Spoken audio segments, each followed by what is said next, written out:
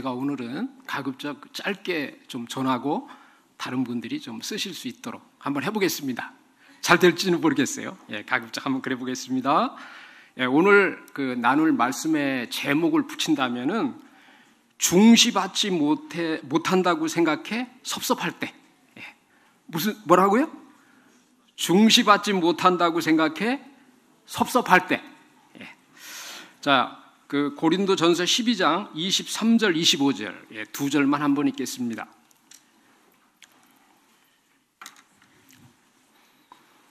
고린도전서 12장 23절 25절 한번 같이 읽겠습니다. 좀 빨리 찾아주십시오. 같이 한번 읽겠습니다. 우리가 몸에 덜 귀히 여기는 그것들을 더욱 귀한 것들로 입혀주며 우리의 아름답지 못한 지체는 더욱 아름다운 것을 얻고 우리의 아름다운 지체는 요구할 것이 없으니 오직 하나님이 몸을 고르게 하여 부족한 지체에 존귀를 더하사 몸 가운데서 분쟁이 없고 오직 여러 지체가 서로 같이 돌보게 하셨으니. 사람은 어디서든지 자신이 중요하게 여김을 받고요, 중요한 자리를 차지하고 중심이 되고 싶어하는 이 중심 욕구가 있습니다. 자신이 조금이라도 경시받고 홀대받고 있다고 생각하면 기분 나빠하고요, 섭섭하면서 자신을 마음껏 이렇게 환영해주고 이 중요시 여겨줄 곳이 없는가 찾게 됩니다. 요즘은요, 이 많은 교회들이 이 환영해줄 곳이 많습니다. 저도 이래봬도요, 오라는 곳이 많아요.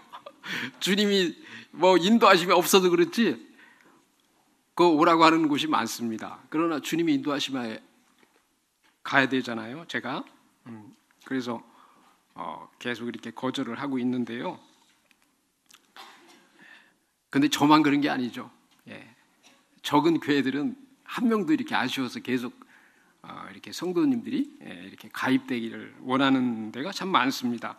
그래서 교통도 편리하고 요새 차가 있으니까 멀리서도 오시는 분들이 많이 있습니다. 그런데요, 이 심각한 문제는 뭐냐면 남들이 경시하지 않고 굉장히 그 형제님을 참 중요시하게 하고 우리 모임에서 참 필요한 분으로 참 이렇게 기대를 갖고 있는데도 이 본인이 피해의식과 비교의식과 또 열등감에 빠져서 자기 스스로 경시받고 홀대받고 있다고 생각을 해가지고요, 성도님들을 섭섭해하고 또 모임에 대한 이 불만을 가질 때가 의외로 많습니다. 그거 왜 잘하냐고요? 저도 그래 봤기 때문에 그렇습니다. 그래서 정도의 차이만 있지 우리도 다 예외가 아니에요. 그렇기 때문에 이후에 나는 그 말씀들을 가지고요, 이 다른 사람들에게 적용을 시켜서 비난하면 절대 안 됩니다. 나 자신에게 적용시켜서 돌아보고 교훈을 받는 그런 시간이 될 수 있게 되기 바랍니다. 그럼 어떻게 우리가 이 홀대받는 시각을 극복할 수 있을까요? 이 중시받지 못한다고 생각해 섭섭해하는 이들의 그 특징을 알아보면요, 첫 번째로 자신을 과대평가합니다. 자신을 지나치게 과대평가해서 남들 위에 두고 높아져 있어요. 그래서 자기가 남들 위에 판단하고 지배하고 다스리려 합니다. 이 과대평가. 그래서 이 자신을 너무 과대평가하기 때문에 사람들이 안 알아준다고, 그 나를 안 알아주는 사람을 잘못됐다고 그렇게 생각을 해서 섭섭해할 때가 참 많습니다. 그 다음에 두 번째는요, 자기를 또 지혜롭게 생각해요. 남에게 겸손히 배우고 이렇게 섬기려 하기보다는 가르치려 하고, 또 자기가 굉장히 이 경험도 많고 지혜롭다고 이렇게 생각하기 때문에요, 그 자기를 몰라준다고 또 사람들한테 섭섭해하고 모임에 이렇게 섭섭할 때가 참 많습니다. 그 다음에 세 번째로는 자기를 높이거나 이 개방성이 부족해서 함께 잘 어울리지 않고 이 정서적인 동질감을 갖지 않을 때, 그때 우리는 홀대의식에 빠질 수가 있습니다. 그래서 자기를 높여서 이 구별하고 남들 위에 두고 또 사귈 사람들의 어떤 수준을 이렇게 가려서 사귀고요. 비개방적이고 이 비밀주의에 이렇게 빠지게 되면은 우리가 이 홀대의식에 잘 빠지게 됩니다. 이 교만한 사람들이 대개 보면 홀대의식에 빠지거든요. 그 다음에 이 중심하지 못한다고 생각하게 되는 이 까닭은 무엇일까요? 첫 번째로 하나님이 보시듯 자기를 바라보지 못하기 때문입니다. 하나님이 자기를 얼마나 귀중히 보시고 이 소중히 여기는지를 깨닫지를 못해요. 그래서 사람들의 어떤 평가, 판단, 늘 변하는 그런 세상적인 이 판단에 너무 이렇게 치우쳐 있고 목말라하고 그렇습니다. 사람들이 오늘 칭찬했다가 내일 비판할 수 있거든요. 사람들의 시각은 부정확합니다. 그런데 우리가 얼마나 존귀한 자예요. 하나님이 자기 아들을 투자해서 우리를 거듭나게 하셨잖아요. 아들만큼 우리를 사랑하시고 존귀히 여기십니다. 그래서 어떤 분은 그랬어요. 자기의 가치를 나는 예수님 짤이라고 이렇게 스스로 말하는 분들이 있잖아요. 하나님의 시각으로 보면 다른 사람들이 나를 어떻게 평가하고 보든 별로 그렇게 신경 쓸 필요가 없는 것입니다. 그래서 고린도서 10장 18절에 옳다 인정함을 받는 자는 자기를 칭찬한 자가 아니요 오직 주께서 칭찬하시는 자신이라 그랬습니다. 하나님의 아드님을 희생해 우리를 구원하셨습니다. 그리고 깊은 섭리 가운데 이 거주지를 정하시고 또 직장을 허락하시고 또 하나님이 놀랍게 인도해서 사실은 우리 교회에 다 오게 된 거예요. 내가 원해서 오게 된 거 아니에요. 저도요 94년에 이제 시골에서 제가 홍성에서 올라왔거든요.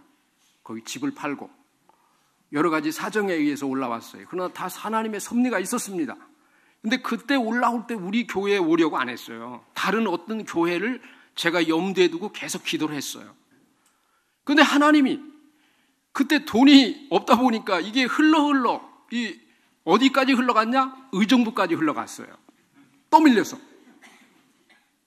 그래서 제가 가고자 하는 데는 너무 교통이 불편하고 힘들어서 저 혼자는 되겠습니다만 이 가족 신앙이 안 돼요. 그래서 할 수 없이 우리 교회에 오게 된 것입니다. 돌이켜보면 94년 이래 저도 왜 위기에 어려움이 없겠어요. 여러 번 갈등도 있고 문제가 많았죠. 그런데 하나님이 그때마다 저를 계속 묶어두셨어요. 지금까지 묶어두셨습니다. 돌이켜보면 하나님의 넘치는 은혜와 사랑과 긍휼이 있었고요. 성도님들이 사랑이 있었어요. 그래서 제가 지금까지 존재하게 되는 것이고 이 귀한 교회 속에서 주님을 섬기게 된 것이에요. 내가 무슨 잘나서 여기 속한 게 아닙니다. 근데 저만 그런 게 아니고 여러분들도 다 하나님의 섭리 가운데 이렇게 인도하셔서 오게 된 거예요. 내가 가입하고 싶어서 온 게 아니죠.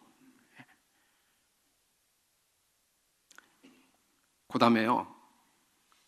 이 어떤 문제가 있냐면 자존감이 낮습니다. 이 홀대의식에 자주 빠지는 분들의 특징은 자존감이 굉장히 낮아요. 어떤 비교의식, 열등의식에 이제 길들여가지고 이 자기 존중감이 굉장히 낮은 결과입니다. 하나님이 나를 얼마나 존귀 여기시는가.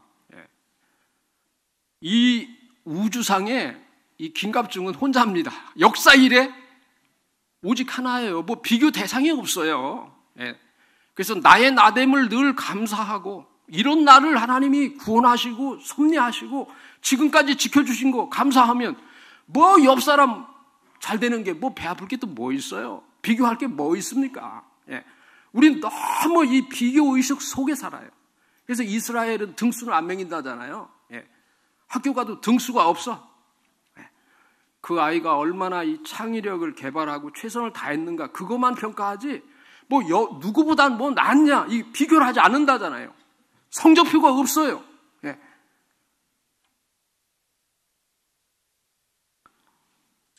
그 다음에 이 홀대의식에 자주 빠지는 사람들은요, 세상적인 가치관과 기준을 가지고 있습니다. 하나님을 믿는다고 하면서도 이 하나님과 성경의 기준보다 세상 사람들의 기준에 맞추려 하고 세상 사람들의 시각으로 나를 평가하게 되면요, 이 자기 존중심을 잃어버리게 됩니다. 이 사람들이요, 중심, 변두리 이렇게 나누는 건 다 이 세상적인 가치관이에요.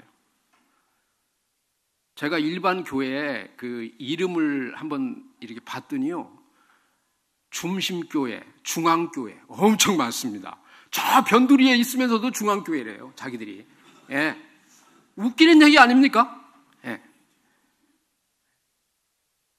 그래서 우리가 천국 시각, 하나님의 시각으로 나를 보면 다른 사람들하고 그렇게 비교할 필요 없어요. 다른 사람들의 칭찬에 그 목말랄 필요 없습니다. 예.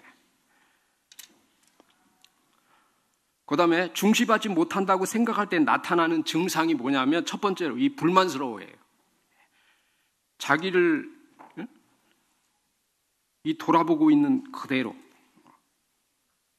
기쁘게 이제 수용하기보다는 남들이 이렇게 몰라주는 것을 섭섭해합니다. 야, 내가 어떤 사람인데 나를 몰라줘? 그래서 그 다른 사람들이 뭔가 이렇게 그 눈이 잘못된 것처럼 그렇게 생각해서 이렇게 비난할 수가 있어요. 내가 이렇게 열심히 하는데 왜 나를 몰라주냐고? 아니, 교회는 나를 이렇게 격려하지도 않냐고? 이렇게 섭섭할 수가 있습니다. 그런데 하나님이 알아주시면 끝이거든요. 이 땅에서 칭찬받고 상급받는 거 뭐 중요해요? 하나님이 알아주시면 그만이잖아요. 그리고 인간관계라는 건 상대적이잖아요. 그래서 이 황금률, 인간관계 상급률인 누가복음 6장 31절에 보면 남에게 대접받고자 하는 대로 너희도 남을 대접하라고 했습니다. 그 다음에요, 이 홀대의식에 빠지면 어떤 증세가 있냐면 모임의 교제에 충실할 수가 없어요. 이 모임에 뭔가 이렇게 불만이 있으니까 그 모임에 뿌리를 내려서 내 열정을 쏟고 정말 그 모이는 것을 즐거워하고 이렇게 할 수가 없습니다. 자꾸 이렇게 핑계가 생기죠? 그래서 슬슬 빠지고 소극적이 될 가능성이 참 많습니다. 그 다음에 세 번째로는 옮기하고 옮길 곳을 자꾸 이렇게 두리번거리고 찾게 되어 있습니다. 세 번째로. 이 하나님의 가족의식, 형제의식을 상실하게 되고 어떤 피해의식, 경제의식, 경쟁의식, 이 열등감에 사로잡히게 되면요, 또 사람들의 어떤 이 반응에 자꾸 내가 이렇게 쏠리게 되면요, 나를 더 알아주고 더 귀하게 여기는 어떤 교회가 없는지 자꾸 두리번거리고 이렇게 찾게 됩니다. 참 이게 비참한 것이죠. 그래서 가능하면 있는 곳에서 좀 참고 이 뿌리를 내리고 이 꽃을 피우고 열매를 맺으면 참 좋겠습니다. 이 야생초 굉장히 그 아름답거든요. 제가 야생초 좋아합니다. 시골에 이제 살아서. 그 야생초의 아름다움과 향기를 맡으려면 엎드려야 돼요. 허리를 숙여야 됩니다.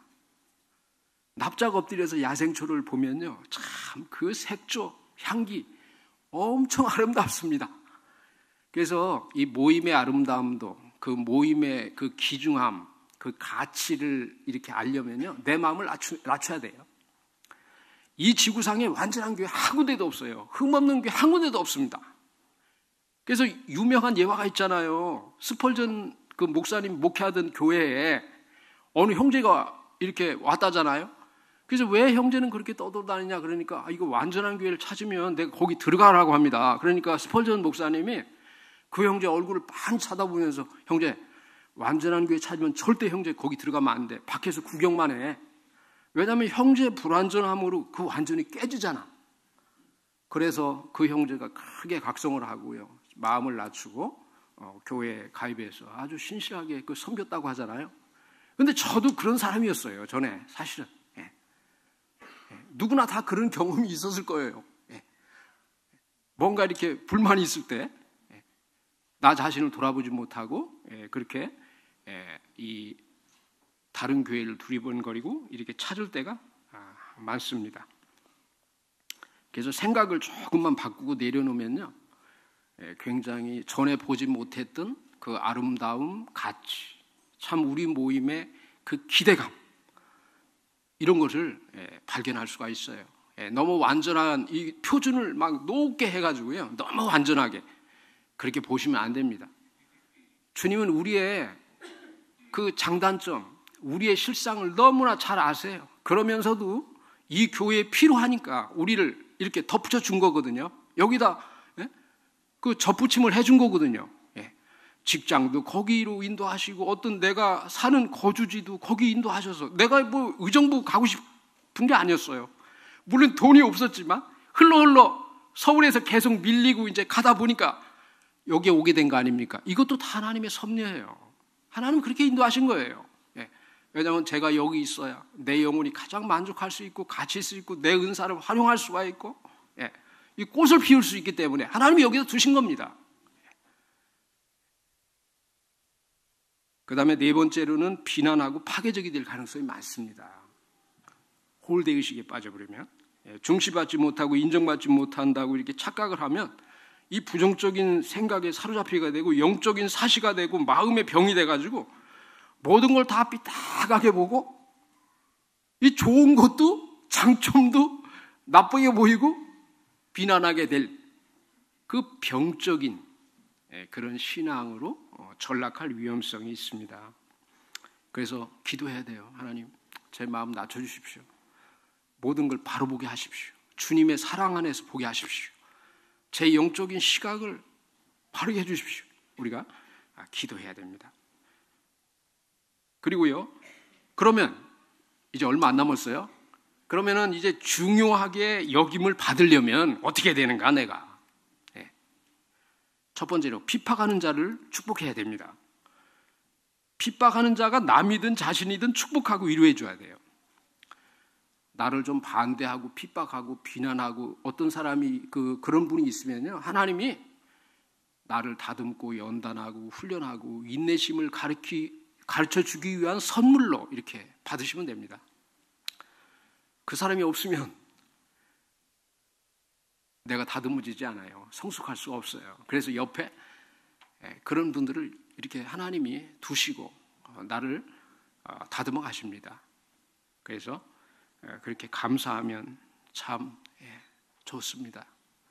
항상 하나님의 시각으로 다른 형제를 보고 또 나를 판단하면 좋을 것입니다. 그 다음에 두 번째로 마음을 같이하고 정서적 동질감을 가져야 됩니다. 함께해서 같이 웃고 같이 울고 같이 슬퍼하고 아파하고 그런 동질감을 이제 갖게 되면요, 모임에서 참 귀중하게 또 사랑받게 됩니다. 참 그런 분들이 있거든요. 저도 참 그렇게 못하는데 참 별거 아닌 모임에도 굉장히 이렇게 충성스럽게 이렇게 참석해서 섬기고 이제 그런 분들이 있잖아요. 그 다음에 세 번째로는 낮은 제 처하고 지혜 있는 채 말아야 됩니다. 겸손한 마음을 가지고 이 다른 성도들의 이 장점을 발견하고 인정하고 높여주고 격려하고 늘 배우는 자세를 갖는 게 참 좋습니다. 저도 이렇게 많이 못했어요. 그런데 우리 교회 그 젊은 이런 장로들 있지 않습니까? 아직은 좀 여러 가지로 미숙한 면이 있을 거예요. 성도님들이, 연로한 성도님 보실 때는 그래도 얼마나 참 이렇게 잘 이렇게 하고 있습니까? 열정으로. 그래서 기다려줘야 됩니다. 거목이 하루아침에 거목되는 게 아니거든요. 다 시간이 필요합니다. 저도 그랬어요. 그래서 우리가 모임에 앞서 섬기는 그런 분들도 좀 부족이 드러나도, 결핍이 드러나도 그냥 성급히 훈계하기보다 기도해주고 기다려주고, 오히려 장점을 이렇게 칭찬해주고 격려하는 것이 훨씬 낫습니다. 그 별거 아닌 이렇게 권면해도 굉장히 실족할 수가 있거든요. 아프거든요, 그게. 그래서 다 때가 있는 거니까 기다려 주십시오. 그러면 정말 훌륭한 일꾼들로 자랄 것입니다. 그렇죠? 그리고 악을 악으로 갚지 말고 선한 일을 도모해야 됩니다. 원수를 심판하는 것은 내 소관이 아니잖아요. 하나님이 하시잖아요. 그래서 하나님께 맡기고 또 내가 할 일, 이 그리스도인 다움을 나타내는 것이 참 중요합니다. 그리고 다섯 번째는 할 수 있는 대로 모든 자와 화평해야 됩니다. 모든 자를 있는 그대로 받고 하나님의 사랑으로 대하고 화목해야 됩니다. 야고보서 3장 18절에 보면 화평케 하는 자들은 화평으로 심어 의의 열매를 거둔다고 했습니다. 그리고 마지막으로요, 소그룹과 구역과 부서에 들어가서 적극적으로 섬기고 교제해야 됩니다. 교회 전체적으로는 주도적인 인물이 못 되고 중심 인물이 못 돼도 이런 소그룹이나 구역이나 조그마한 이런 어떤 교제 모임에는요, 우리의 손길이 얼마나 필요합니까? 거기 수고할 일꾼들이 얼마나 필요해요. 그래 거기 가서 열심히 하면 그 중심 인물이 되는 거예요. 또 거기서 열심히 하다 보면 점점 이제 교회적으로 그분이 이 중심부로 들어오게 됩니다. 하나님이 절대 이 훈련 없이 그냥 하루아침에 어떤 사람을 막 들어서 우뚝 세우지는 않아요. 그 달란트 비워보세요. 그렇죠? 한 달란트 받아도 열심히 하면은 주님이 이제 더 맡기시잖아요. 점점. 그래서 집사들도 그냥 세우라 하지 않고 반드시 테스트를 해보라고 그러지 않습니까? 그래서 하나님이 그 테스트를 시키거든요. 조그마한 데서 얼마나 그 충성하는지. 열심히 하게 되면 이제 그 형제가 두드러지고, 거기서 훈련되면 더 이제 능력도 얻게 되고, 그래서 하나님이 더 귀하게 쓰십니다. 무디가 그랬잖아요. 주일학교에서 열심히 하다 보니까 아이고, 막 주일학교가 부흥하니까요, 점점점 이제 교회에 중요한 이런 일을 맡기고 그래서 위대한 전도자가 됐던 겁니다.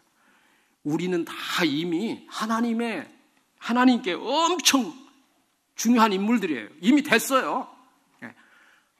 세상 사람들이 중심부에 있느냐 변두리에 있느냐 이런 가치관으로 자꾸 나누려고 하는데 우리가 휩쓸릴 필요가 없습니다. 우리는 이미 중심 인물이에요. 하나님의 마음의 중심에 있는 자들이에요. 그런데 뭘 또 거기서 사람들한테 주목받고 중심이 되려고 그래요? 우리 유교적인 이런 중심 문화에서 벗어나야 됩니다. 유교는요, 서열을 굉장히 중요해요. 그래서 어른들이 오면 아랫목, 윗목 나누잖아요. 요새 옛날 불 뗄 때 아랫목, 윗목이 있지. 요즘에 보일러 시대에 무슨 아랫목, 윗목이 있어요. 그렇잖아요? 시대가 바뀌었습니다. 그래서 유교적인 이런 전통인 중심부, 변두리, 그리고 어떤 자리, 서열, 이거 매기는 수직 문화에서 우리가 벗어나야 됩니다. 그래서 우리는 다 이미 중심부에 있는 사람들이에요. 하나님의 마음의 중심 안에 들어있는 사람들이에요. 하나님의 지극한 사랑을 받는 자예요. 홀대의식에서 벗어나십시오. 하나님이 얼마나 나를 사랑하시는지. 내가 여기 빠지면 그만큼 구멍이 생기는 거예요. 필요해서 여기 다 덧붙인 겁니다. 그래서 하나님께 내가 중심부에, 하나님 마음의 중심에 있다고 하는 그런 감사와 만족감을 가지고 절대 이 홀대의식, 내가 중요시 받지 못한다고 해서 섭섭하는 의식에서 벗어나서 자유롭게 감사하면서 하나님께 영광 돌리면서 힘있게 주님을 섬겼으면 얼마나 좋을까 하는 이런 마음이 있어서 제가 잠시 나눴습니다. 감사합니다.